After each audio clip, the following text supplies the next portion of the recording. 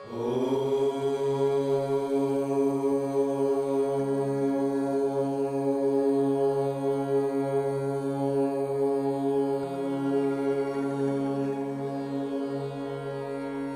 শেষের আলোয় চোখ বুজলেন সন্ন্যাসী। অশ্বত্থের কিশলয় তখন গাইছিল মেঠো সুর। গুম খেয়ে বসেছিল পুরাতন।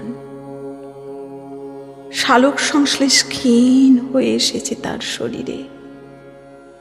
কিশলয়ের দিকে তাকিয়ে বলল, সাবধানে থাকো ভাই, ঝড় আসবে যে।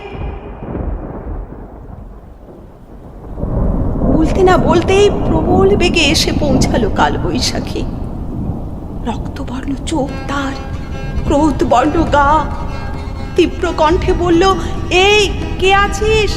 ভেঙে পড়, ভেঙে পড়। খবরদার বলছি, আমার সামনে মাথা তুলে দাঁড়াবি না। ঝড়ের দৃষ্টি পড়ে কিশলয়ের দিকে।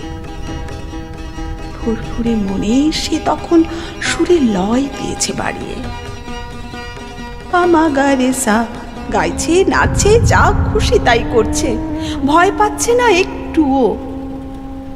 কালবৈশাখী এগিয়ে গেল তার দিকে।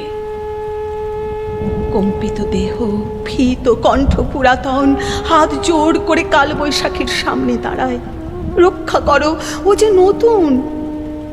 কালবৈশাখী বিস্মিত। তুমি নিজের প্রাণের ভয় না পেয়ে এসেছ অন্য প্রাণ ভিক্ষায়। পুরাতনের ভীত কণ্ঠে ধ্বনিত হলো স্পর্ধা। আমরা যদি জায়গা না ছাড়ি, মৃত্যু কিভাবে জীর্ণ হবে তবে? কালবৈশাখী পুরাতন নিয়ে গেল। ভেঙে গেল শাখা, খসে গেল জীর্ণ। কিশলয় তখন বৃষ্টিতে স্নান করছে। আদুল গায়ে জড়িয়ে ধরছে নরম বাতাস। খিলখিল করে হেসে উঠছে। তার রক্তিম বর্ণ ধীরে ধীরে সবুজ হতে চলেছে। সন্ন্যাসী চোখ খুললেন। সামনে অগণিত ভক্ত তার। চোখে জিজ্ঞাসা, প্রভু প্রভু কি গল্প?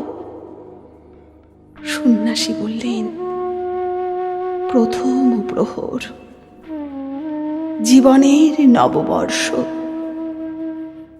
জীবনের নববর্ষ।